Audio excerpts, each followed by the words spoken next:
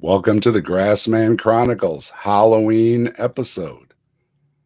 We are your hosts, Trees from LookAtTheTrees. I'm How's it Dave going, from the everybody? Captive Desk, and our guest host joining us for this episode is Slew Suffer Almighty from the Skeptical Satanist. Hello, Trees. Hello, Slew. Hey How's it Dave, going? how's it going? In this Halloween episode, we are taking a look at some classic Halloween monsters: vampires, werewolves, and mummies. We hope everyone is having a spooky and fun Halloween season and a happy Halloween to all.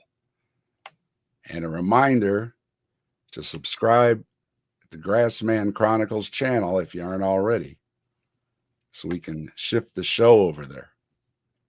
We need to get that up around 100 subs over there, and then we'll shift everything over there. All right. So everybody subscribe over there on the Grassman Chronicles. The link is below.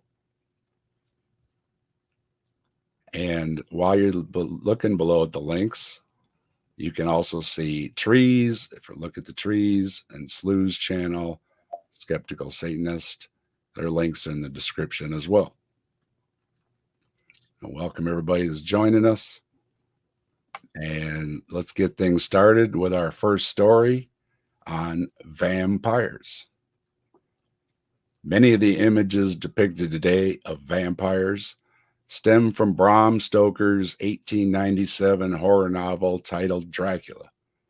But Stoker got his ideas from many sources and many mythologies about vampires, and most likely only a sampling of them, as there are vampire-like mythologies in cultures from all over the globe, and going back to ancient times, thousands of years ago.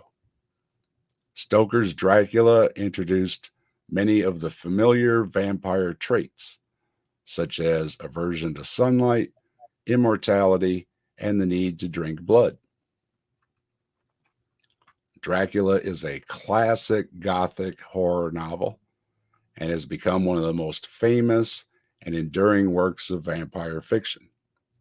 The novel tells the story of Count Dracula, a vampire from Transylvania, and his attempt to move to England in order to spread the undead curse and find new blood to sustain himself. Dracula is known for popularizing many vampire conventions that persist in modern vampire lore, including the idea of vampires being repelled by crosses and garlic, the ability to transform into bats or wolves, and the need to drink human blood to survive. The novel explores themes of sexuality, fear of the unknown, and the conflict between good and evil. It has inspired numerous adaptations, both in literature and in various forms of media, making Count Dracula one of the most iconic vampires and enduring figures in the horror genre. Beings that drink blood and eat the flesh and steal souls or life forces for their own uses or to damn the victims come in all shapes, sizes, and forms, depending on the cultures and beliefs of the people groups. The name Dracula comes from Vlad III's moniker Dracula, derived from his father's name, Dracul. Dracul is derived from the old Slavic word drak, meaning dragon or devil. Thus, Vlad III was called Son of the Dragon or Son of the Devil. Stoker was inspired by this historical name when creating his vampire character, Count Dracula. Vlad the Impaler was notorious for his extreme cruelty and brutal methods of ruling. He earned his nickname due to his preferred method of execution, which involved impaling his enemies on large spikes. Vlad the Impaler ruled a region which is now part of modern-day Romania. The setting for much of Stoker's novel is Transylvania, which is in the same general area. The concept of vampires has a rich and diverse history, with origins in ancient mythology and a significant impact on literature and popular culture. Vampires have evolved and adapted to suit the storytelling needs of different times and cultures. The vampires we commonly think of today have their origins in regions like Romania and Serbia. They had beliefs in undead creatures that returned to life to drink the blood of the living. The term vampire is believed to have originated from the Serbian word vampir, or the Bulgarian word that is similar. In the 17th and 18th centuries, parts of Europe experienced a vampire hysteria, marked by vampire hunts, exhumations of suspected vampires, and the staking of corpses. Several books like The Vampire of Kring and an account of the sufferings of George Lutyens contributed to the vampire craze during this time. Vampires or vampire-like creatures also appear in the folklore of other cultures. For example, the Jiangshi in Chinese mythology and the Nosferatu in Slavic mythology. These creatures often had different characteristics and different weaknesses compared to the Western vampire versions. One of the most well-known vampire characteristics is the ability to shapeshift into a bat. In many vampire stories, vampires can transform into a bat or a swarm of bats. In some vampire lore, bats are considered the familiars, or animal companions of vampires. Bats are often associated with darkness and the night, making them fitting companions for creatures of the night like vampires. Bats have been used as symbols of death and the afterlife in various cultures. In vampire lore, they are sometimes seen as symbolic of the undead because they are creatures of the night and are often associated with cemeteries. There are species of vampire bats that feed on the blood of other animals. These bats are found in parts of Central and South America. While they are not the inspiration for the vampire myth, their existence may have contributed to the association between vampires and bats. In Bram Stoker's novel Dracula, the title character is described as having the ability to transform into a bat. He uses this ability to move stealthily and escape danger. Vampire stories and folklore can also be found in cultures around the world, each with their own versions about these bloodthirsty creatures. Ancient civilizations such as the Sumerians and Egyptians had myths and stories about blood-drinking entities or demons. In ancient Greek and Roman mythology, there were tales of creatures like the Lamia and the Styges, which were associated with drinking blood or preying on the living.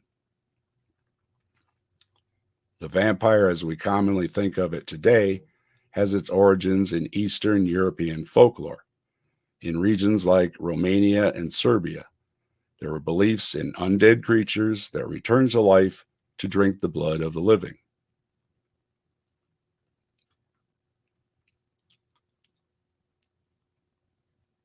In Greek folklore, the Vrykolikas is a type of vampire or undead creature. It is believed that those who were excommunicated by the church, committed suicide, or were considered sinners in life may return as Phrycolicus after death. In Slavic folklore, there are creatures known as upirs, which are similar to vampires. The word Nosferatu has also been associated with vampire-like beings in Slavic mythology. The famous vampire film, Nosferatu, is based on these legends. In China, they have hopping vampires. Ji-un-shi are reanimated corpses. They move by hopping and are known for draining the life force of the living. They are typically reanimated by a Taoist priest's mistake during a ritual. In Indian folklore, the Shurul is a female ghost or vampire-like creature. She is often depicted as seductive, malevolent spirit who preys on men and drains their life force. While not a traditional vampire, El Chupacabra is a creature from Latin American folklore known for attacking and drinking the blood of livestock, particularly goats. It has vampiric qualities and is often depicted as a blood-sucking monster. The Philippines has a rich tradition of vampire folklore. The Manananggal, that's like saying it really fast is hard, is a vampire who separates its upper torso from its lower body to fly at night and prey on victims. The Aswang is another type of vampire-like creature that can take on various forms and consume flesh, blood, and organs. In Malaysian folklore, the Panangalan is a vampire-like creature. It is typically a woman who detaches her head from her body at night to seek out blood. She is known for her long, trailing entrails. In Poland, the Straziga is a vampire-like creature often depicted as a female vampire that can transform into an owl or other animals to prey on the living. In Madagascar, the Remanga is a type of vampire that feeds on the blood of nobles and young children. It is believed to have the ability to shapeshift into different animals. Now, these are just a few examples of vampire stories from around the world. And there are many more variations and interpretations of vampire-like creatures in different cultures. Vampire folklore continues to evolve and adapt to the changing cultural and literary landscapes. In folklore, in folklore, mythology, and various cultural traditions, vampires, witches, demons, and shapeshifters are distinct and separate entities or concepts. However, in certain works of fiction and modern popular culture, these supernatural beings can sometimes be combined or portrayed as having overlapping traits.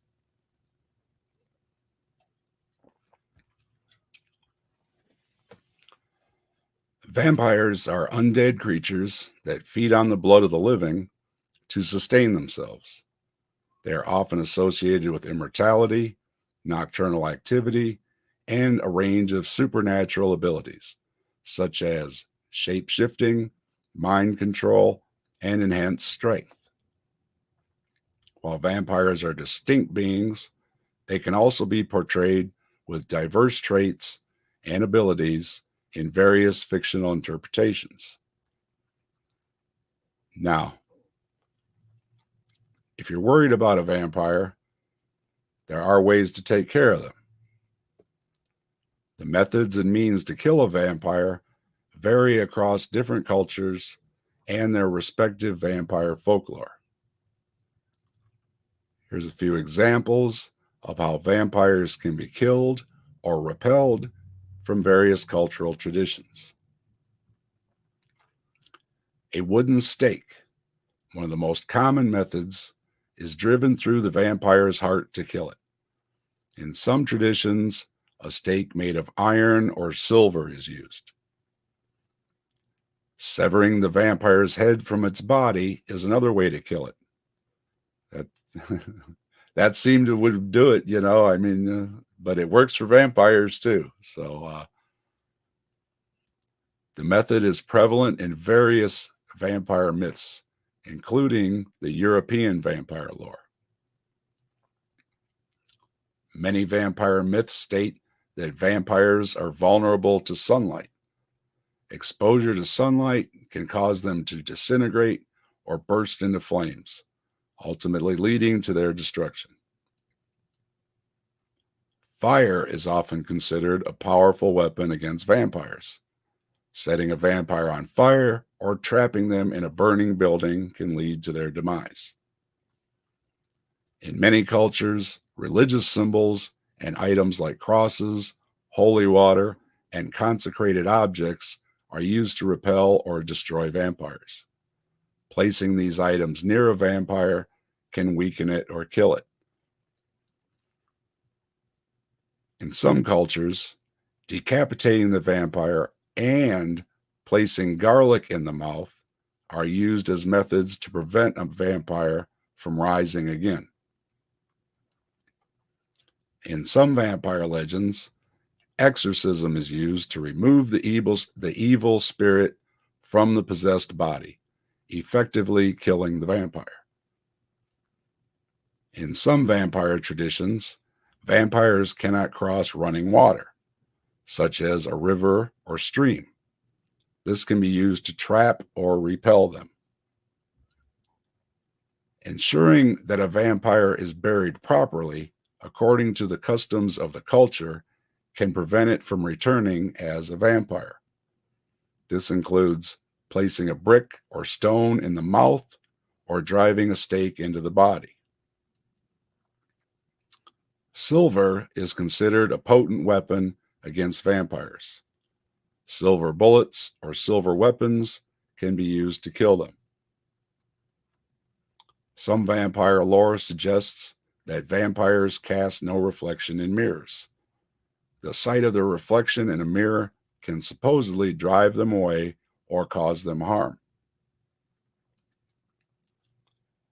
Running water, such as rivers or streams, is believed to be a barrier that vampires cannot cross. So keep the garlic, the crucifix, the silver, and maybe a moat handy, and you should be safe from vampires. So what do you think? Vampires, lots of similar stories all around the world, and they all seem to stem from drinking blood or somehow deriving the life force from the living. Is that generally what it seems to be? That seems to be the lore. There's a big fascination with a life force in the blood, I think. Right. And I mean it feeds into like the blood magic of other different things like religions and stuff like that. And of course there's the demonic, like you say, with the religion, there's the demonic aspect, there's the possessed aspect, and sometimes the only cure is getting a exorcism. So there's a big religious aspect, especially in the European areas. Right. So what do you think? I didn't realize that it had like that story or variations of that story were so like I didn't realize it was worldwide. Like there was so many different countries that had that type of myth or legend in their culture. That's really interesting. That's the first thing I told Trees when we were talking about it. I said, wow, I said, we might have to revisit vampire stories because there are so many of them. And Yeah. everywhere. They're just everywhere. So it's very popular. They do vary a lot, but one thing that seems to be in common is undead drinking blood and maybe passing it along by like with Dracula, he bites his victims and then they're vampires too. And maybe, you know, to expand the group or not be so lonely, because one thing I've noticed with immortality stories, and Dracula included, is you kind of feel sorry for them because they're lonely. You know, the whole, you know, you could marry somebody, but then they're going to grow old and pass away. And then how many times can you do that to yourself, you know, before you just can't do it anymore and you just decide to be lonely? And you kind of feel a little bit sorry for them that, you know, immortal. The Highlander too was the same story, where yeah, basically he said he stopped trying to fall in love because he knew what was going to happen, you know. So be careful what you wish for. Maybe it comes into play here a little bit. So any other thoughts on vampires? I see Tobin in the chat. Hello, Tobin. I don't know, like, what was your guys' favorite vampire movie that you ever saw? I like the Stoker's version. My wife has a copy, and we've watched it many times. And I liked that 30 Days of Night. Did you ever see that? I don't know that one. I've seen that one. It was pretty good. I don't know. I'd have to say maybe like, do lichens count as vampires? I don't know what the Underworld. Yeah, movies. I was gonna say probably one of the Underworlds would be one that I'd werewolf. like. Yeah. Yeah, wrong ones. Yeah. What did they call the vampires in that movie? I don't remember. Do they identify as Maybe I vampires? was mixing it up. I'm not. I have to think about it. Not sure. I'm gonna have to pull the movie out later and check. My wife isn't here, or I would ask her. That's a good trivia. If they actually identified, they are all undead, and they all trace themselves back to a original clan and everything. But yeah. And sometimes I mix that up with Blade. Like I'll mix the Underworld stuff up with like scenes in Blade, and I get them two movies mixed up in my brain. Blade. That was the other one I was thinking of too. Was Blade. I was going to say that. That's a pretty close good second for me, probably. 30 Days of Night, man. Like if you get a chance, watch it. It's gory as can be, and like the vampires are like from some Slavic country, and they speak this dead language, and they're fast, and it's insane. And they go to Alaska because they can get away with 30 days of night. You know what I mean? Like the sun don't rise for 30 days in Alaska, so they go up there and feast. Yeah. And let's not forget the comic versions. You've got George Hamilton, you've got Leslie Nielsen, you've got Eddie Murphy. They've all done spoofs on the Dracula. So yeah, if you want to, what would you call it? More family friendly, maybe. Those, yeah, you can always check out those movies. They're always good ones. And then you've got the Munsters, because Grandpa and Morticia are not Morticia. Lily are vampires. Yeah. And the little one, the young one's a werewolf, right? Eddie's a werewolf. Yep. Yeah. But yeah, Grandpa, a lot of times he's hanging upside down taking a nap. Wasn't there one with like uh was it Dan Aykroyd or something? I can't I know remember. there's other ones I'm not remembering off the top of my head. I didn't make a note on them, but like say some of my favorites are when George Hamilton starts out his and he's playing the organ music, you know, the classic thing in the castle, and the wolves are all howling outside, and he's playing along, and he goes, "Children of the night, shut up." And it just sets the whole movie right there. Yeah. And then Leslie Nielsen's shadow is falls down the stairs, I think, at the beginning. Comes because it's got that big, you know, robe and all that stuff, and it comes down the big staircase, and then the shadow trips and falls down. So it's a good setup for the movie. You know what's coming. And of course, vampires shapeshift, and that's a popular myth. Anything that's scary or something seems to be a shapeshifter myth around it too. So bats that come out at night, it's kind of spooky. They're kind of spooky. They make, you know, little squeaky things, and they fly around at night. And a lot of people, they, you know, kind of spook them still today. So yeah, I can see all the association, you know, with mixing it all together as the myths grew and combined and everything. So speaking of shape shifting, since vampires can be shapeshifters and appear as wolves, trees, why don't you share with us our next story about werewolves?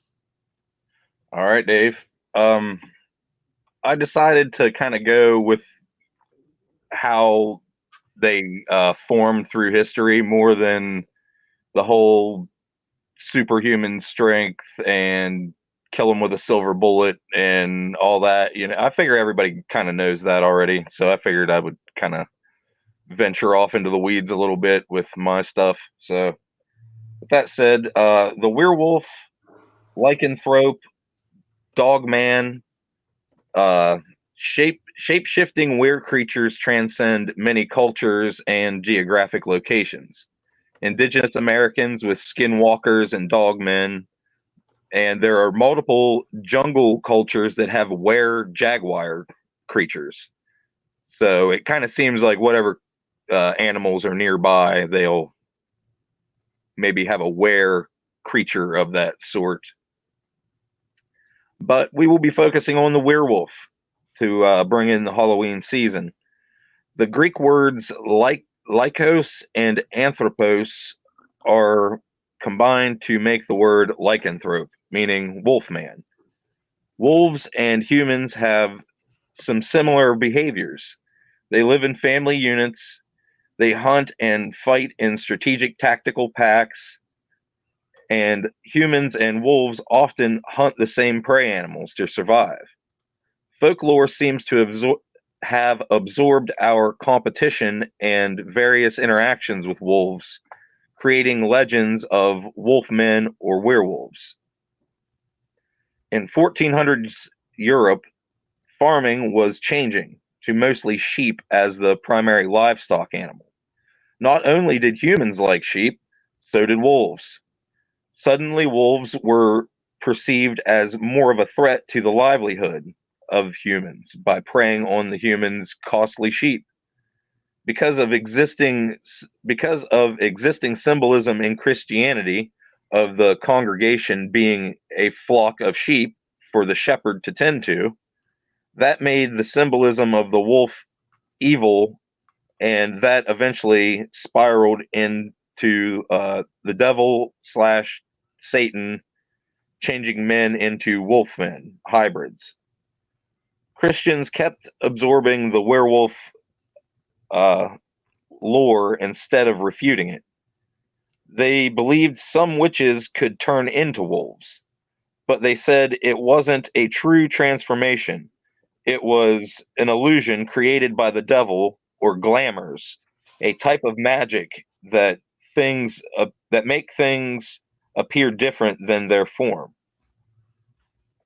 Medieval Christian demonologists also believed Satan would take the form of a wolf. Catholic clergyman and deranged misogynist Heinrich Kramer and Inquisitor Johann Springer co-authored the Malleus Maleficarum, which is translated to the Hammer of the Witches or the Hammer of Evil. And it was a legal text for hunting, identifying, torturing, and punishing witches. The Malleus Maleficarum gives detailed instructions of torture procedures to attract confessions. Once you get a confession, you have to get a witness to verify, and now you can begin punishment, such as burning at the stake. The werewolf trials took place in the 1500s alongside and combined with witch trials. The persecution of werewolves and the associated folklore is an integral part of the witch hunt phenomenon, albeit a marginal one. Accusations of lycanthropy involved only a small fraction of the witchcraft trials. These types of werewolf/witch trials are documented in France, England, Livonia, the Netherlands, the Spanish Netherlands, among others.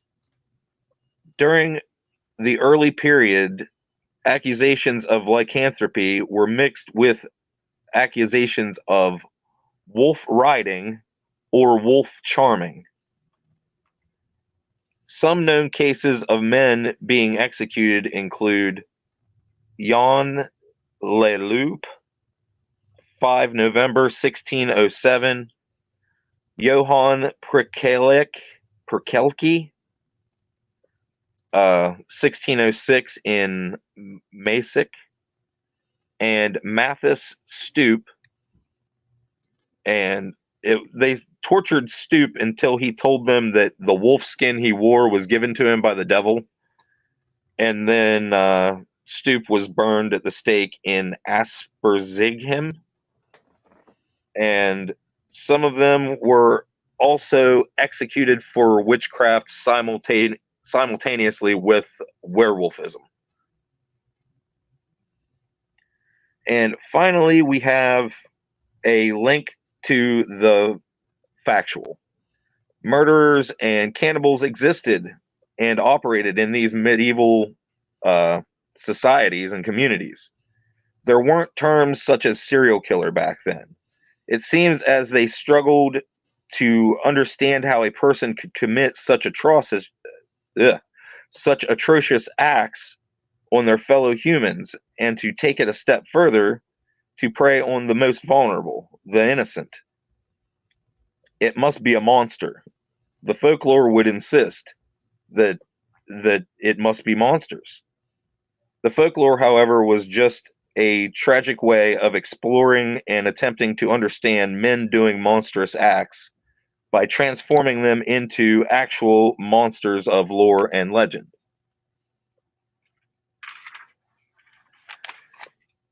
The earliest account I could find was of, I don't know how you say this, but I think it's Giles Garnier. He was a French serial killer and cannibal convicted of being a werewolf and burnt alive as a result of it on the 18th of January, 1574. He was reclusive and began hunting children as food to provide for his wife and children, which is wild in its own right. And then on October 1572, he claimed his first victim, a 10-year-old girl in a vineyard. He appears to have had 4 victims, 2 boys and 2 girls. 78 girls and women were attributed to Mikhail the Werewolf Popkov between 1992 and 2010 in Russia. In 1994 to 1995, Jack Owen Spillman of Spokane, Washington, was known as the Werewolf Butcher. There's too many werewolf killers to do a comprehensive list, so I will finish up with Albert Fish, the Werewolf of Wisteria. Born on May 19th, 1870. Early in life, Albert was abused in an orphanage and found out he enjoyed receiving pain and inflicting it on others. In adulthood, Fish believed he was receiving messages from the Apostle John. His son observed Fish standing on a hill with his arms outstretched, screaming, "I am Christ." He became convinced he was being instructed by God to castrate little boys. Psychiatrists diagnosed Fish with religious mania. In 1919, he began luring children to their demise. The Werewolf of Wisteria was executed by electric chair at Sing Sing Prison, January 16th, 1936, for killing and eating a young child named Grace Budd. Fish's crimes are so hideous, I won't go into detail on this stream due to the graphic nature. So, that is my winding tale of the origins and folklore behind the werewolf. As with most spooky and scary and evil things and tales, we humans are the true monsters and the true scary things. And that's my piece on werewolves. Do you guys have anything to say or add or anything? Slew, go ahead. I'm not sure. Yeah. That was I didn't realize. Well, that makes sense with the lichens now, with all of that being werewolves. But Well, I think that's one of the main points that you made, was that people trying to explain these horrific crimes, and how could a human being do that? It is hard to fathom how somebody can do some of these horrific crimes. I didn't realize that was his nickname either. That's Albert Fish, right? Is that Yes. what you said? Yeah. That was one of his nicknames. He was also the Vampire of Brooklyn, Dave. Oh. And I was going to he was say, a New York. He's a New York killer. Is there a story or a movie based on the fellow that was feeding his family, his neighbors? I'm not sure if there's a movie based on it. It seemed like he was just a very reclusive person, and he must have not been so much that he couldn't get a wife, because he had a wife and I believe children, that like he just began seeing other people as food, I guess. And I don't know, because I mean it's from like the 1500s, so like I don't even know the details of if his family knew that they were eating other people, or was he just doing it and pretending like he went deer hunting and got something, and like I don't know exactly how he did it. Well, it's horrific, but I can't help chuckling inside thinking, honey, what's for dinner? and yeah, and it was around the time of the like Black Plague, so people were like starving to death. So I don't know if it was just desperation mixed with a little bit of screws loose. And said he was seeing people as food. I was thinking of the cartoon Steak or something. Like he's looking at these people and they're just let's all go to the lobby. Let's all go to the lobby. Yeah, it is horrific, but sometimes you gotta laugh. You gotta laugh a little bit about these things, or I would encourage anybody with a strong stomach to look into Albert Fish if you don't know who he is, because he did so much awful, gross shit that I wouldn't feel right saying it on here. Like, just, yeah. Talking about werewolf Surprised. movies, American Werewolf in London, there's a lot of gore in those movies. People are shredded. So seeing somebody that was, cut up or something really bad or something, it would be hard to explain, Well, like the house still stands where he did that, where he murdered Grace Budd, and Want to like spend the night there? Well, I can't remember how old the video was I watched, but it was for sale, and it's a really nice looking old house. But he butchered her basically and spent 9 days in that house consuming her. So that was that. And then, but there was a string of murders leading up to him getting caught. And that goes along with what you were saying. They were just finding small children, like ages 10 and under, like laying along, in ditches and in the woods and just vanishing. And he was also known as the Gray Man because initially people would just see this old gray-haired guy. And when they found Grace Budd, they didn't think that an old man would be capable of doing what the evidence was like suggesting was done. So that kept him in the clear for years because of his age and stature, basically. He looked helpless. And once again, when you go to the other side of the supernatural, werewolves are also another supernatural, immortal type being where they can bite each other, scratch each other, however it's transmitted, similar to the vampires. So they make more werewolves and the clans get bigger and bigger. And the shapeshifting. And they also have weaknesses like vampires. So if you got a werewolf problem, no worries. I think the silver bullet works on them, and some of the similar vampire methods also work on werewolves. And if nothing else, get yourself an exorcist, because I hear they're real popular. I hear they're real popular these days. A lot of people making some good bank being an exorcist. So must be a lot of these critters running around out there these days. So make a call. Who are you going to call? Right? Grassman Chronicles. The Grassman Busters. So, so you do have the realistic sides of a story of people just trying to explain horrific things.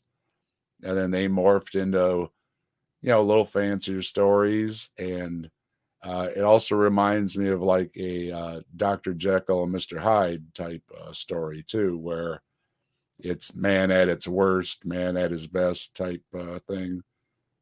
That was also mentioned that it could have been a way to explain mental illness alongside of all the other happenings going on, trying to say that somebody turns into a monster when they drink, or even just the full moon. Yeah. Because the full moon not only triggers that, but there's a lot of other mythologies about full moons. That's the magic hour and the magic day, the day to do different things and celebrate things. And so the full moon is obviously in a lot of the stories and cultures too, because everybody sees the moon. So they've all got some moon in their cultural beliefs somewhere. Right. What do you think, Slew? Anything else you like about werewolves? Did you learn anything about werewolves? Do you think werewolves are pretty cool beasties? Yeah, they're pretty cool beasties, I guess. They are pretty badass beasties. and talking about the underworld movies. There's a lot of fight scenes between the vampires and the werewolves that are really cool, and it's kind of demonstrating who's got what power and who gets over on who, how, and everything. So yeah, definitely those. If you want to see them fighting each other, those are the movies to watch. Yeah. So speaking of, who do you think would win, the werewolf or the vampire?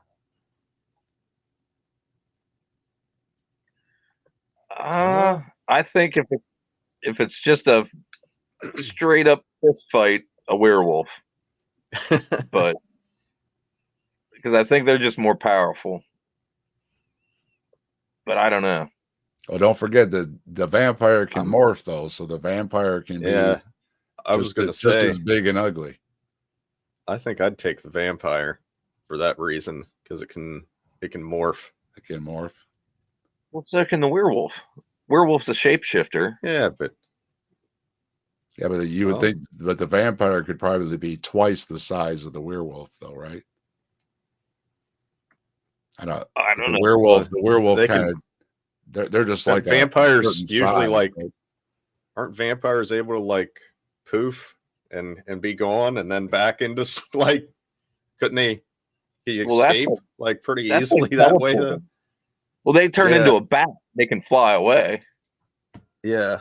I think that's not really part of theirs or not. Yeah, that's not really part of fighting though. We're talking cage match here. There's no there's no sneaking off. There's no sneaking cage off. the bat. Well, one thing for sure is if you get attacked by a werewolf, you're going to be bandaged up like a mummy. And speaking of mummies, that brings us to our next story. And we have a special guest, Slew, here because Slew wanted to share a bit about mummies with us. So, Slew, what do you got to say about mummies? Well, whenever I was looking into this, I found a little bit of a few details that were kind of contradictory, or maybe I just read them that way, but I included them anyways, and I put like where I got them at. The earliest known practice of intentional mummification is approximately 2600 BCE, according to the Smithsonian website. And they say it's during the 4th and 5th dynasties. But this seems to conflict with other details, and I don't know if this is just because, like, I think that might be an older article that I'd found, and now they've discovered more mummies elsewhere, because it conflicts with the Chinchorro mummies, which are the people of Chile, that their mummies are from the 5000 BCE, and they seem to be intentional. So that seems to conflict a little bit there, and I'm pretty sure it's just that there's new evidence that the Chinchorro mummies, now we've been finding more of them and dating the back with carbon dating and all of that. But getting back to this, I'll start off with the Egyptians. I'll talk about the Chinchorros more later. The oldest known Egyptian mummy dated around 3500 BCE. That's according to the PBS website, which I said still kind of knocks the 2600 out of the water with the Smithsonian. So I think maybe more recent testing and stuff has found out that they're older than what we initially thought, because I found that in a lot of articles about the other ones as well. But that's what I'd found there. The oldest known Egyptian mummy dated around 3500 BCE. And they say they believe they've been created because of the climate that preserved the dead, and not necessarily the embalming process itself. It was more to do with just the climate. But their mummification process consisted of taking salt water and wine, around 14% alcohol content, and washing the bodies with them. They would remove the brain through the nasal cavity with a hook, and organs were removed except for the heart. The thoracic cavity was filled with bags of natron. It's a form of natural salt for internal drying. So, and they had embalming booths that were set up all along the banks of the Nile River. Embalming took approximately 70 days. They basically had these booths set up like salespeople and had like mummification that they were selling, which is kind of wild to think about. And they had like actual wood figures and stuff that were made to look like what the end process of the mummification was going to be. So they even had like little models that they had with them that they were showing, which is wild to think about. That's, you know, we're talking 3500 BCE. That's it's just crazy for me to think about that. For the Egyptians, when a person died, spiritual essence survived and went on a journey where it encountered numerous divine and demonic beings, ending in judgment by Osiris, the god of the dead. If found blameless, they could live with the gods in paradise. The body needed to stay intact to make this journey, though. So that was part of the reason of their mummification process, other than the kind of necessity of it around that time. Or just the environment itself would pretty well create a mummy fairly easily, which we'll get into a little bit later. But royalty was treated differently in the Egyptian society when it came to mummification. They would be wrapped with linen and with amulets placed in the layers of the textiles with the body. So there was like a definite difference with the royalty, and not, I don't believe everybody got mummified so much. Like, it was mostly who could afford it. So with the story of Osiris, though, I was wanting to get into some of that. His brother, so this is the story. His brother Seth was jealous of his reign on earth. Of course, this is a summary of all of this. But his brother was jealous of his reign on earth and offered a beautiful chest to anyone that could fit inside it. And this was, of course, a trap set for Osiris. So Osiris laid down, and Seth slammed the chest shut and threw it into the Nile River. Isis, the widow and sister of Osiris, finds the body on the shore of Byblos, where a tree grew around it. The king of Byblos used the trunk of this tree as a support pillar for his palace roof. Isis successfully petitioned for its return and got the chest and body back. And Isis, from what I gathered, has powers. She uses magic and stuff in a lot of the story. Seth found the coffin while hunting, and when he recognized it was Osiris, he cut the body into 14 pieces and scattered them across Egypt. Isis and her sister Nephthys search for Osiris's pieces.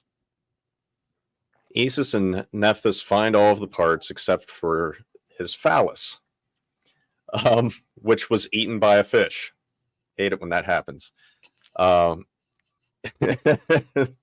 Detachable penis. Isis magically replaces his phallus and conceives their son Horus during all of this. Bear parts. Yeah. So then at the end of the story, Anubis embalms and wraps Osiris's body to create the first mummy of ancient Egypt. After being embalmed, Osiris was brought back to life with magic of Isis and resurrecting him as the god of the underworld. And that is the story of Osiris, and that's what's actually they're basing their religion off of, is this god, and that's why they're mimicking these things that the god did in the story with the mummification process. So they think that when they die and everything, their soul's going to go along as long as their body's intact, their soul will go along and get to do all of the same things, basically. So I thought that was pretty cool. I'd like to move on to the Chinchorro mummies, though. These were interesting. I didn't realize that like Chile there's Chilean and Argentinian like mummies and stuff around South America. So these mummies are from 5000 BCE. They actually predate the Egyptian mummies. They're the oldest mummies, at least the oldest intentional mummies on Earth that we found. Their mummification process was slightly different than what the Egyptian process was. Where the Egyptian process, they kind of like did a little bit of like embalming with the wine and stuff and kind of preserving the body with things like that.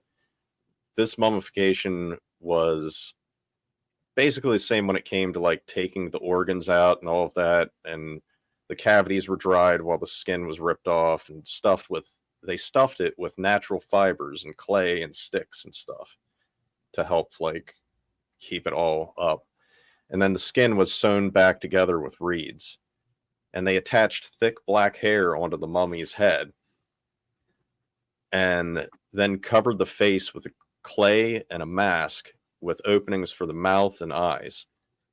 And then they finally painted the body in red or black using pigments from minerals, ochre, manganese, and iron oxide. So the reason they mostly mummified their corpses and everything seemed to be that the bodies wouldn't decompose real well in the dry environment and everything. So they kind of naturally did it anyway, and that was kind of how it started. Men, women, children, and sometimes fetuses, regardless of their status in society or whatever, they were mummified. So it was different than what the Egyptian thing was, where it was kind of royalty and people that could afford it. This was, and the sales pitch behind it and everything. And this seems to be more of just a thing that's not really a part of their, I mean, it's kind of part of their religion, but not, it's more to do with just the area that it is and everything and the climate. Then I'd read up on the Incas, which they date back to only like 1400 to 1533 CE. So these are people of Argentina and Peru area, and their mummification process involved removing the organs, saltwater wash, and chica corn beer wash. They did not dismember the bodies any or anything. They would dry the skin and cavity in hot ashes or coal, and they'd stuff with vegetable matter and animal hair, and then wrap it in textiles and put clay masks and wigs on them sometimes, which was kind of similar to the same process. That's kind of what they denote to, is that they've learned this off the Chinchorros. And so they kind of have a similar process, but it's a little bit different with the chica corn beer wash and stuff, where they're kind of using a preservative type deal with their mummification. With them, they also saw that the mummies were a physical link between the living and their gods.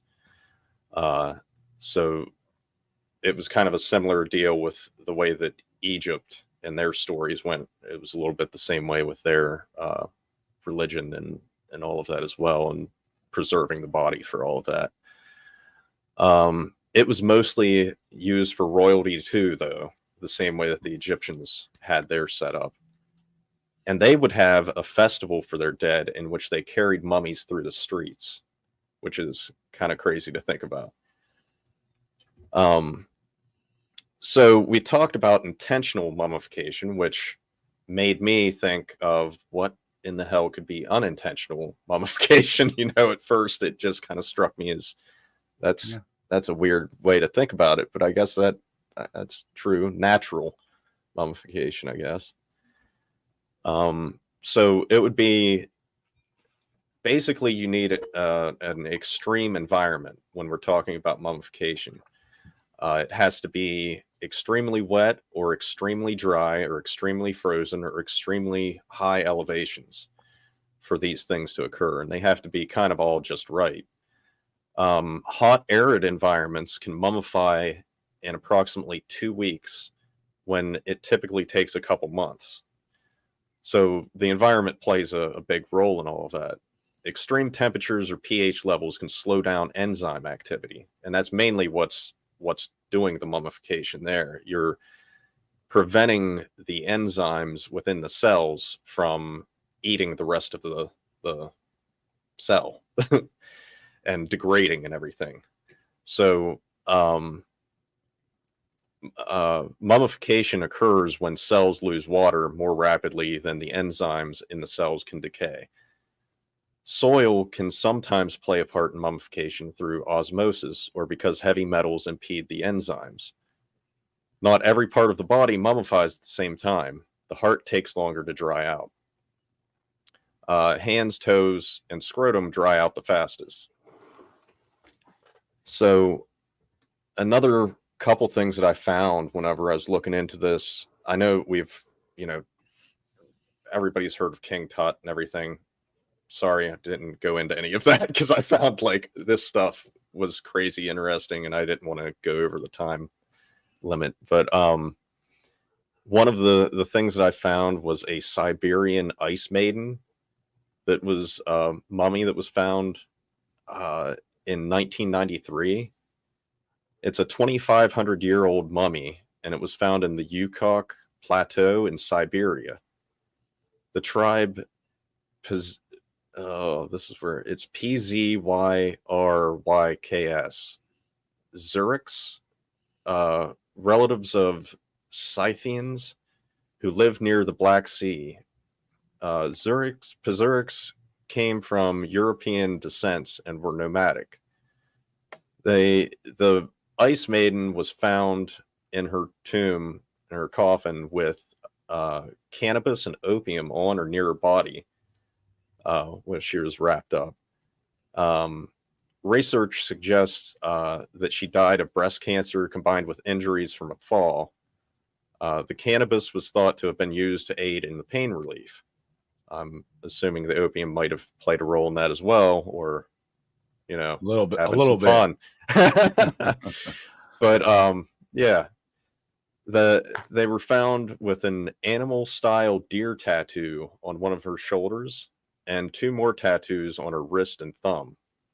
And all of this was pretty well preserved and everything too. It's crazy. They actually, when they went to move the body, I guess there was like issues where they should have probably kept it on ice or something, and it started to degrade on them while they were moving it. So yeah, like the tattoos didn't look as good after all of that. But she was thought to have been an elevated status of a priestess based on the items also found in her chambers. So I thought that was pretty cool and worth throwing in. And there's a spirit cave mummy. And this is believed, where I was talking about the unintentional mummification earlier, this is a case of that. It's a natural mummification process, and it's believed to be 10,600 years old, and this is in the United States.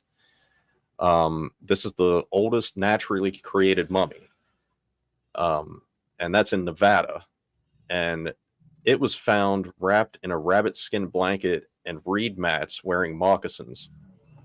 And it's believed to be part of, or the area of Nevada that this is in. It's owned by the Fallon Paiute Shoshone tribe. I know I'm probably slaughtering all of these things, but I thought that was wild. I didn't realize that there was mummies like that in the United States, but I guess there are pretty much all over the world where there's really arid, dry climate and everything, or the extremes like I was talking about earlier, pH levels and elevations and things. So, what do you guys think about mummies? I just want to let Tobin. I want to let Tobin know I'm on both channels. I got both going, Tobin. So whatever channel you are on, I'm monitoring both of them, and so yeah, we appreciate you being on the Grassman channel. That's where we want everybody to go to, because once again, we need y'all to subscribe on the Grassman Chronicles. Want to see them sub counts going up over there, so we can move everything over to the Grassman Chronicles. So you're welcome on either channel, but yeah, we'd like everybody to get subscribed on the Grassman Chronicles, and then we'll do the show from there. So subscribe over there. Hello, Jester, for joining. And I want to say hi to Tobin and John and Bree and Jer. Hello, Jer. And Tux, good to see you. And James and Kirby's and Mike. And I think that's everybody. If I missed anybody, hello. Thanks for joining us, everybody. All right. Go ahead there, Trees. Yeah. Slew, did you see anything about Otzi while you were doing that? No. He was an I'm Iceman. There was I did leave out that there's an Acha man that's part of the Chistoro. There was a dude named Otzi that they found, and he was so well preserved that they thought that it was like a missing hiker or some shit. Was that? But he was like, he's an Ice Age man. Was that? Yeah. Yeah. Okay. I might have read through that. There were so many. There was so much whenever I started looking it up. It was crazy how many different stories about mummies and stuff there were. Yeah, I didn't realize there was going to be that much. But there's a sect of monks, Buddhist monks, that when it's that time, they basically go in a cave and they just sit there and pass away. And again, because of the environment, they just naturally mummify. That was one of the things too that I was reading about. A lot of it was, there would be these buildings that they were built to where the winds came in or whatever to help air the place out. And they just made basically natural tombs. So whenever they would, or like a tomb, but the mummification area or whatever, it was just the perfect environment for that, because the air is constantly flowing through and drying everything out. Like a dehydrator. That's something I never thought of, would be a culture that would just adopt it just because the bodies weren't breaking down. So you might as well wrap them up or something, because if you're in that type of environment, they're just not breaking down. So that's it might have just been like a respectful way to wrap them up so animals wouldn't get them and stuff. Yeah.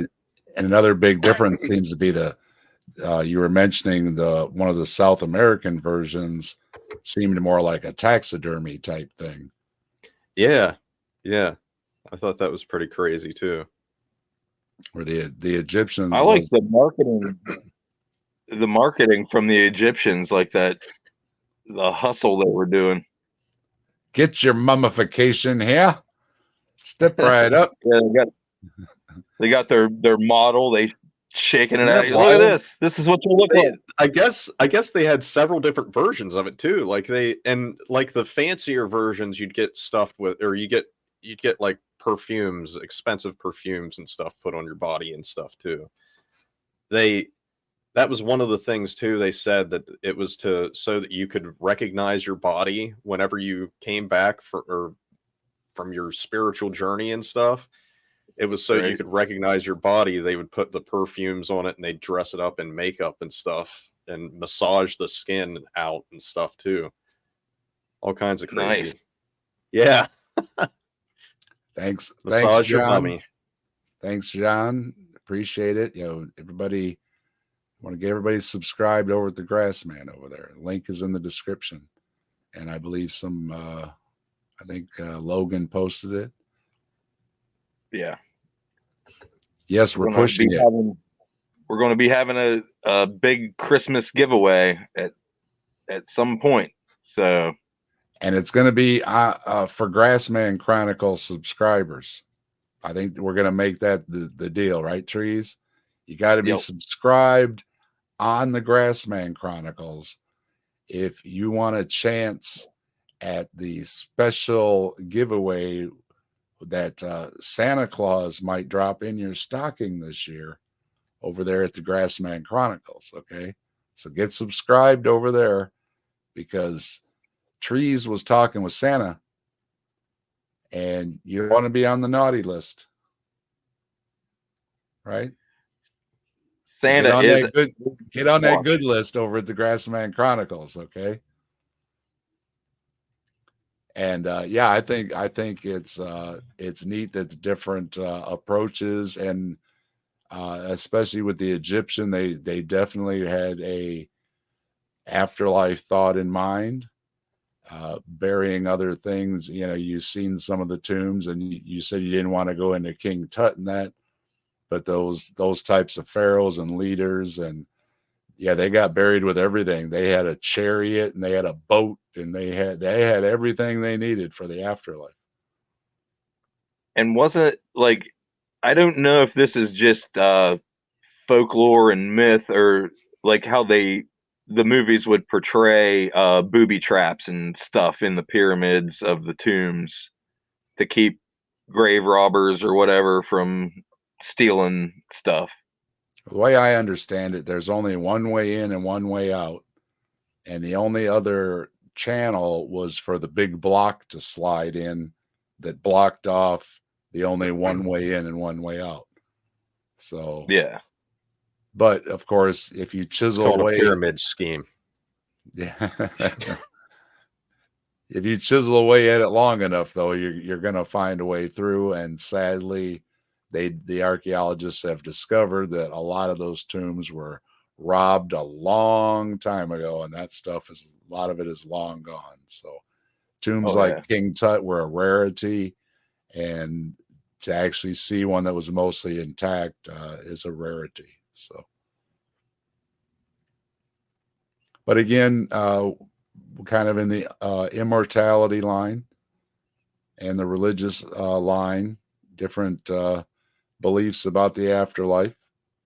And similar to kind of like the Vikings, how they would be buried in, some of them with their ship or their, animals or different possessions, their swords, their axes and shields and shit. And they're talking about Otzi. Yeah. A little bit of trying to sort out exactly how old, but definitely old. So we'll call it old. And we got boats and hoes. Yeah, we do. 3275, and John says pretty close. All right, there we go. So we've reached an agreement on about how old. So there you go.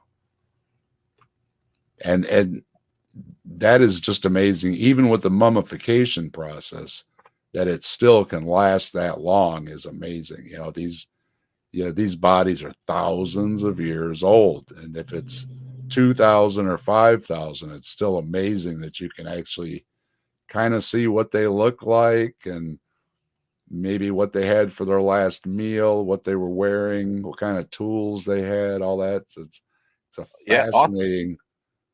Had tattoos also. And tattoos, yeah. And I think he may have had a hash pipe as well. I can't remember. I thought he had. There was some other right. one I was thinking of that had some kind of that smoking. The other device. thing is cannabis and opium and stuff were also used as like a ritualistic that was kind of part of their religion too at that time. The older religions you get into and stuff like that, they use that as for ceremonies and for like all just telling their stories and shit. Like, Right. Probably like an Right. incense type thing too. yeah, Probably making friends too if you show up at a new place and nobody knows you. Because it seemed like Oz yeah. was coming from somewhere or going somewhere. Because they did like an autopsy on him and said he was shot in the back. So like where they found him was pretty close to where he died. So the way he was moving and the terrain he was in, like if there was a settlement there, it would have been down in this certain area, and he was walking out and got shot in the back, is what they thought. So That's the one that but had all the battle scars, right? He was a series was, and it then seemed like in the he was end, a it still hunter, was had a bunch of arrows stuck in him or something like that. yeah, but he was. I think that's what he died from. Like they found the. If I'm pretty sure that was the one they said had battle scars from before. So Oh, he might have. it was regular warrior type. It's been a while since I looked into that. I need to check that out again. Hello, Purple. Good to see you. And Sumami. Hello. Yep. Purple, Sumami, Bree, John, Tobin, Tux. I know I'm missing people. There's a bunch in there. Jester was asking, weight was Jesus's burial description mummification, like low level. It's the body was prepared by tradition, so it depended on the time and the locale, because the Judaism traditions kind of varied from neighborhood to neighborhood, but the basic idea was some kind of preparation for the body. So, and by sundown, and they used different herbs. And when I was doing my shroud video, I was trying to find out if they used them more as oils or as whole herbs, and you get stories going both ways. So, but always either thought it was way, interesting.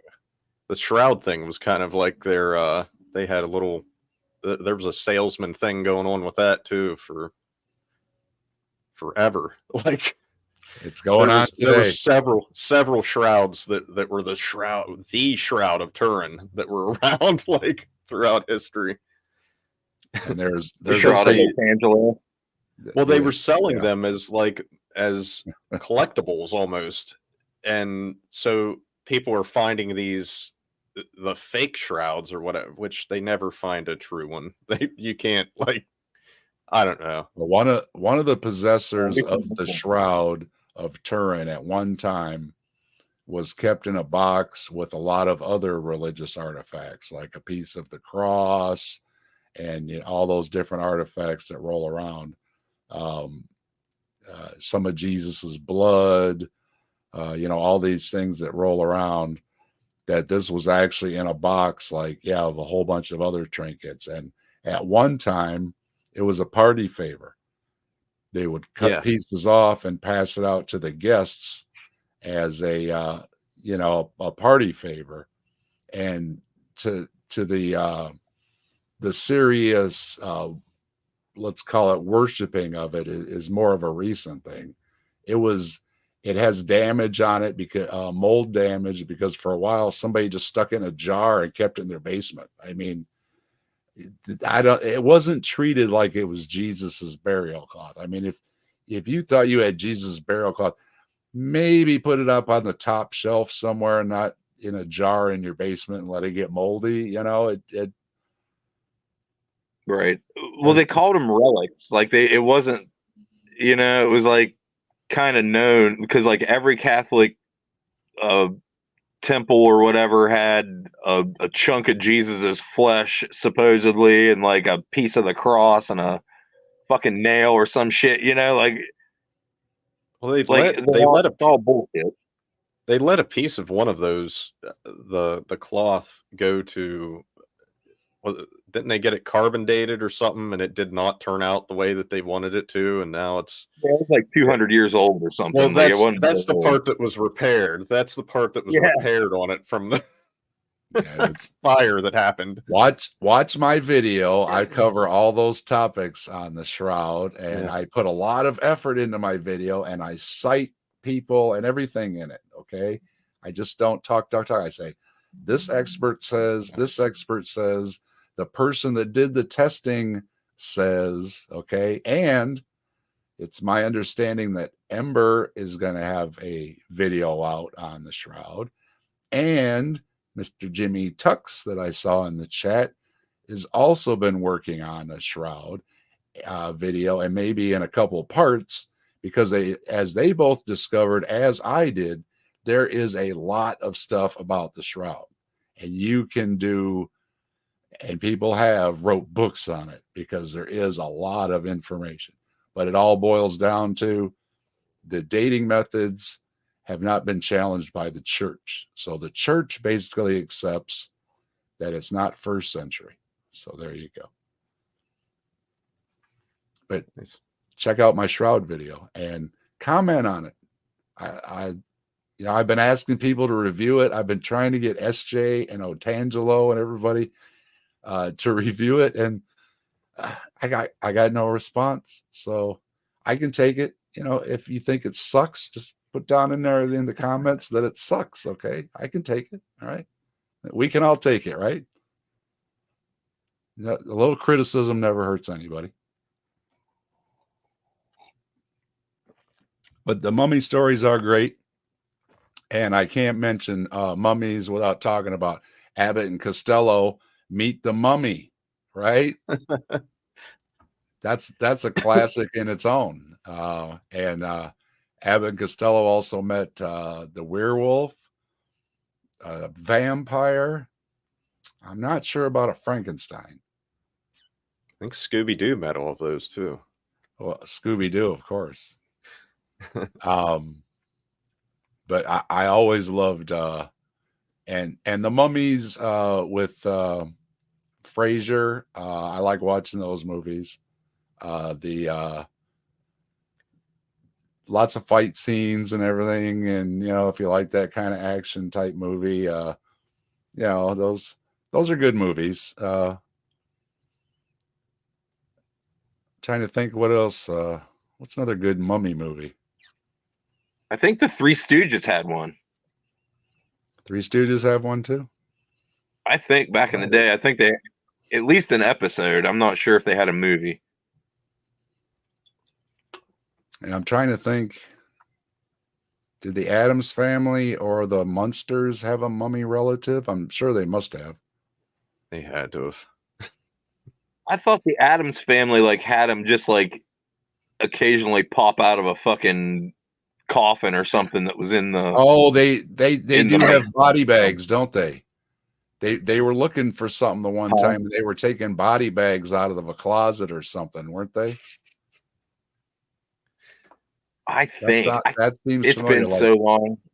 This is I was a little so and so, and this is cousin so and so, and they're like they had the body bags in the closet on hangers or something like that. Hung up. Yeah.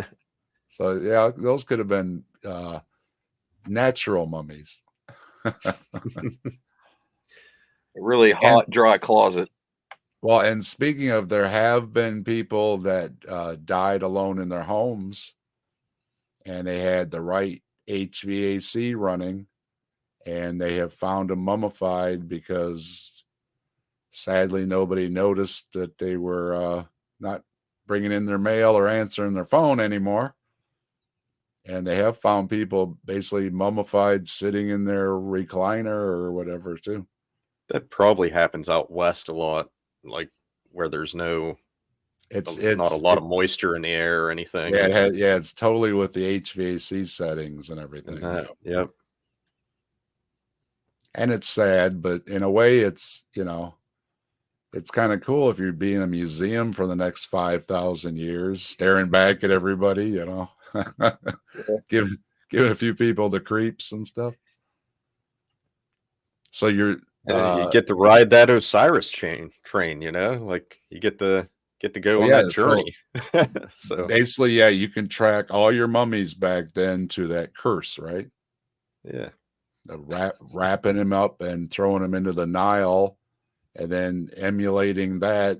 Basically, they can trace it back. That's their origin story for the whole ritual of how to prepare the dead. And then versus with the South America, then it was more just like a thing that it was happening anyways. So maybe they were just adorning the bodies a little bit, and it just grew from there.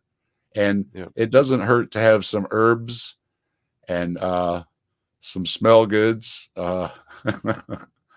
Spices. Lots of spices, you know, some old spices. Because death is very odoriferous, and so there is a lot of rituals where they are using a lot of herbs. So, and what was the other thing?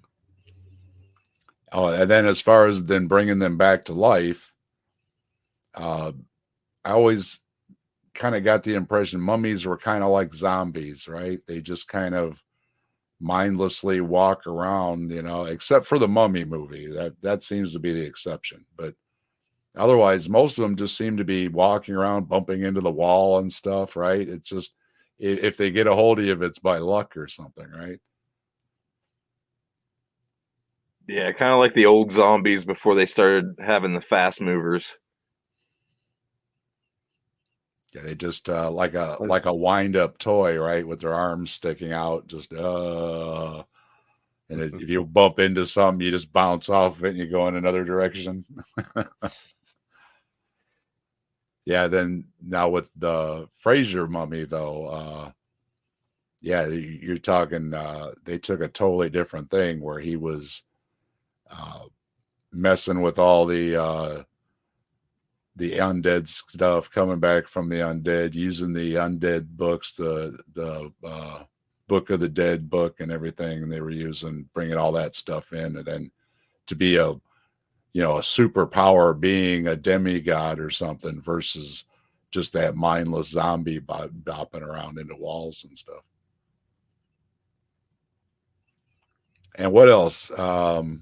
Oh yeah, and then that's what I just mentioned, the Book of the Dead, stuff like that, where you have all that Egyptian mythology about afterlife and all that kind of stuff too. So then we got to add in then, would a mummy be a worthy competitor against a vampire or a werewolf? I don't know. He might be food for the werewolf. Right. He might eat the bone. That'd be a piece of beef jerky for that werewolf. Like, yeah, I'm thinking a mummy's not really a fighter or anything. Mummy's just, if it gets a hold of you, it's gonna break you in two or something. But it's not really a cage fighter. I think if I keep getting the image of giving it a tug and it just unwraps and spins around. What if the mummy's Jesus though? A couple adolescent werewolves like get a hold of a bandage and then start tug of warring on the mummy, and then it's a mess. Then a bunch of potpourri flies out of it.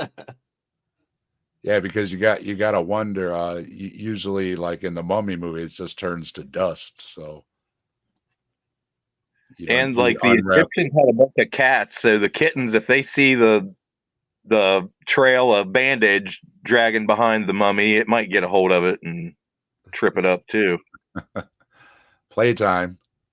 Yep, black cats. Well, I think out of them, I don't think I would fear the mummy so much. And again, with the vampires, they don't really seem to be out to shred you or anything, unless you're fighting them in the underworld movies. But you come up against a werewolf, and it's just going to be bad. You're going to get shredded. I mean, you're talking about a wolf on superpower steroids, right? The 30 Days of Night vampires, I wouldn't want nothing to do with them either. You got to watch that movie. I'm telling you. I will mark it down.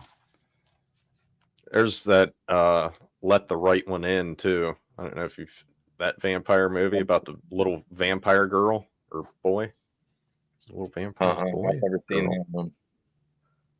It was good. Well, it was like originally I forget. It was in Interview with the Vampire back in the day wasn't terrible.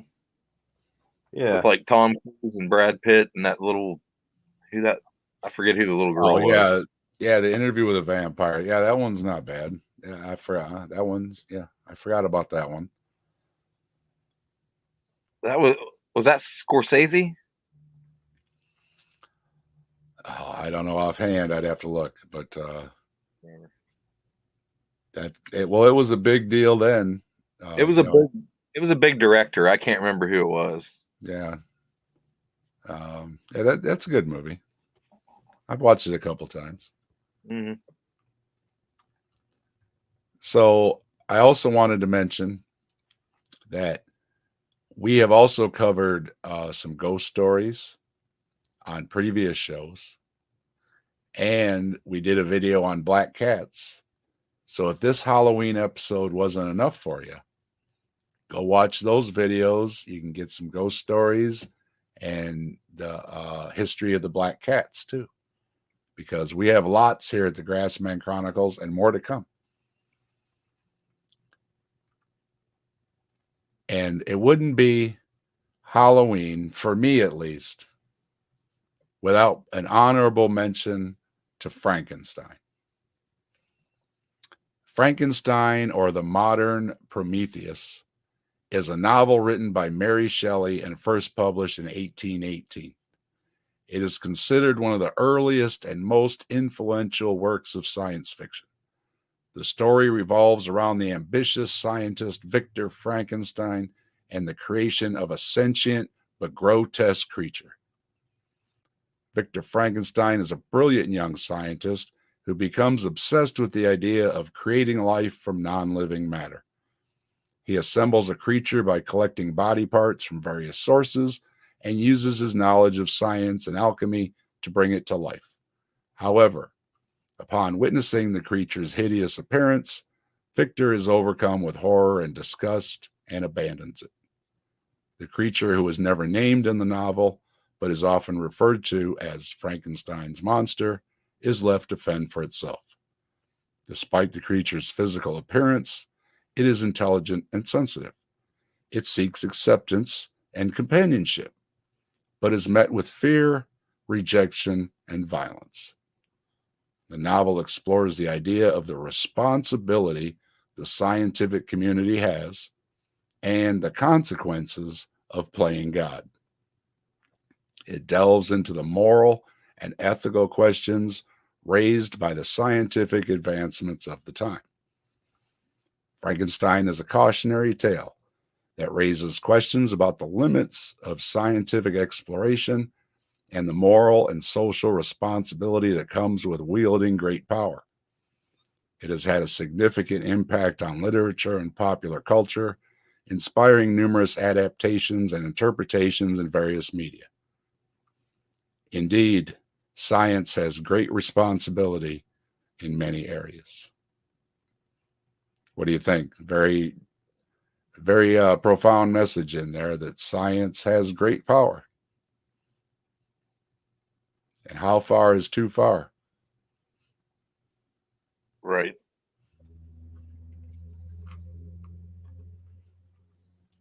So what do you think? Would you want to be immortal?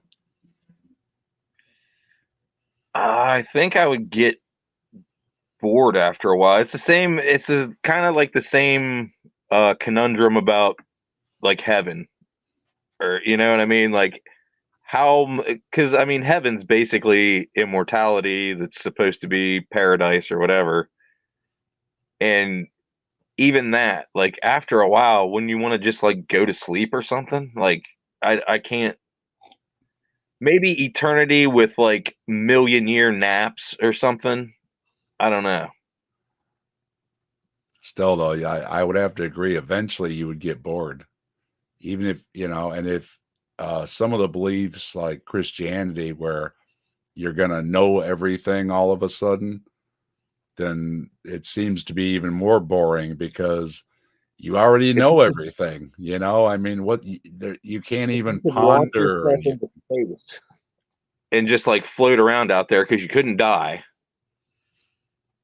If you could just float, like, because it may be infinite, and maybe there would be enough shit to do if you like launched yourself like out of orbit somewhere and just took a telescope with you and just looked at shit for like a billion years or something. I don't know. I think it's so like so many other things. Be careful what you wish for, and consider the double-edged sword of so many things. And like with a bunch of these stories, it's not just being immortal. They have to live as basically a different species. They have to follow the rules of that species. They have to live as that species. And it's like with the vampires, they have to drink blood, or they can't sustain themselves any other way. So it's would you be able to, or would you be willing to trade off for that immortality? And to the other side, with the Frankenstein side, what if you chose no, I'm done at 80, okay, I'm done, all right, and then somebody digs you up and reanimates you, so you have to, there's that question too of maybe that person didn't want to be reanimated, all right, right? So That's like the Mormons that like baptize you after you're dead. yeah, who asked for that, right? Right. So I think if I was content with resting in peace and somebody disturbed my peace, I might be a little upset with them, saying, right, who are you? What time is it? Where's my phone at? It could go both ways, right? Yeah. And once again, I wanted to remind everybody, go get subscribed over at the Grassman Chronicles channel. Links in the description, so we can get the show moved over there, because Trees and I want to have it done over there on its own channel eventually. And once again, Santa's going to come for the Christmas episode, and we want to reward somebody for being a viewer on the Grassman Chronicles. So you want to get subscribed over there, or Santa might miss you, okay, for the Christmas episode of the Grassman Chronicles. And as promised, Trees and I, we like to have a little fun with the show. And because it's Halloween, we wanted to cover Halloween. And it's not our usual cryptids, although maybe a little bit with the werewolf. But we are going to be right back into the cryptids and right back into the Bigfoot stories coming up next month. So for all the Bigfoot and Grassman and Yeti and Sasquatch fans, we got you covered. We got a whole bunch of stories we want to cover, and we can't wait to do them, okay? And I know Trees is looking forward to it too. Trees is in Grassman territory, and you never know. He may just spot one outside his door one of these days, so we're always hopeful, right? Oh, definitely. I'm hoping they smell the grass burning and show up. And I want to thank everybody for stopping by in the chat. Appreciate everybody. And I hope you all have a happy Halloween, and you're having a good spooky season. And if, like we said, there's plenty of scary movies to watch about mummies, vampires, and werewolves. And there's also some comedies. If you not so much gore, you can tune into one of the comedies. Abbott and Costello, Leslie Nielsen, George Hamilton, all these people that have made spoofs. Have a good laugh, whatever your choice is for Halloween. And before we go, Trees, I want to let everybody know about your channel and what you got going on over there. Yeah. I'm Look at the Trees. I do different outdoor videos, along with sometimes I do Pastor Blaster episodes where I talk smack at some kind of evangelical pastor. And I have a knife video coming up soon with 3 knives from the Rogan tool knife line that I'll be putting together here. I should have it up probably by tomorrow afternoon, I would think. And other than that, subscribe to me and subscribe to the Skeptical Satanist and the Grassman Chronicles And the Captive Desk. and the Captive Desk. Got that, everybody? We want everybody to subscribe. Spread it around. Spread the love, okay? And Slew, what you got coming up? Tell folks a little bit about yourself and your channel. I have the Skeptical Satanist. We go into different details of politics and things going around the world affecting the LGBTQ community, as well as the way that some programs, like I'll get into about the political side with the church and things related to that. Like Project Blitz and stuff like that. But right now I'm a little bit on a hiatus. I've got my one friend's life is just coming up for both of us all at once. Just life. But go and check out my content. I'm on YouTube. I've got my most recent videos up. Trying to think of the last one that I'd put up now. Sorry. No rush.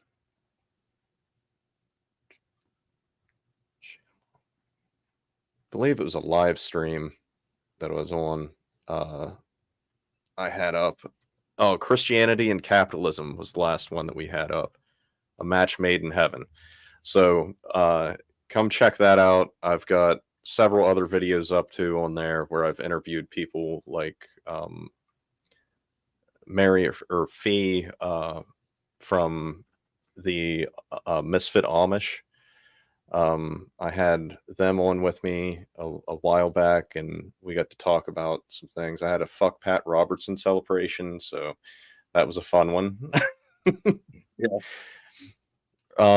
But yeah, I check out my content, give it a like. I would also recommend if anybody's struggling with religious trauma or has been having trouble with their deconversion or anything like that, or has had issues while in a religion, to check out the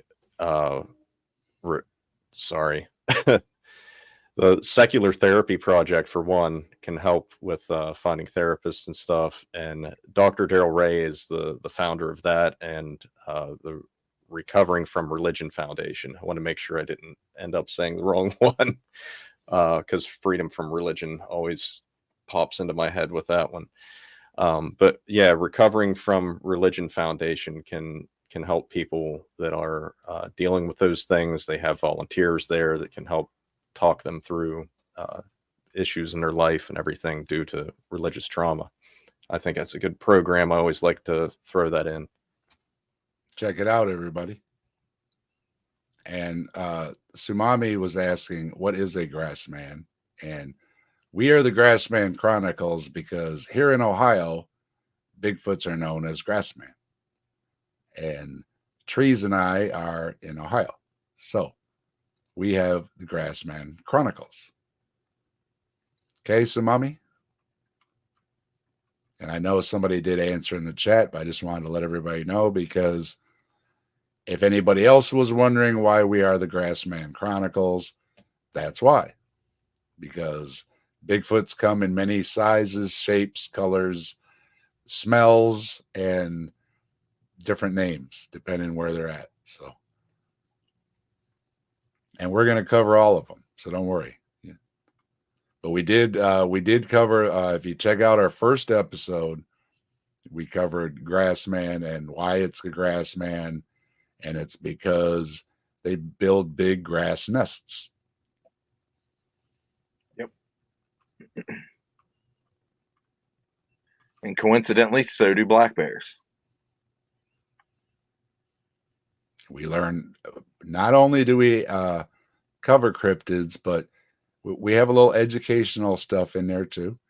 Again, learned some stuff tonight about South American mummies. Were basically, well, they're mummifying themselves anyways, so let's fix them up a little bit, right? So you're going to learn a little bit on the Grassman Chronicles too. So another reason to subscribe and stay tuned. And in closing, Trees, Slew, anything else to say? You want to wish everybody happy Halloween? Yeah, everybody. What's your favorite? Enjoy What's your however favorite? you- What's your favorite a- Halloween beastie? Or It's got to be the devil for me.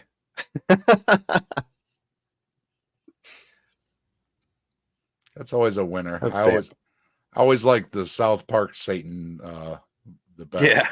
Yeah. He's got a great attitude. Yeah.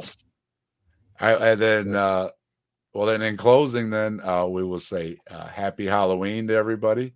Have a spooky and safe Halloween, and we'll see everybody next month at the Grassman Chronicles, where we are going to be covering some Bigfoot stories. So stay tuned, and we'll see y'all then.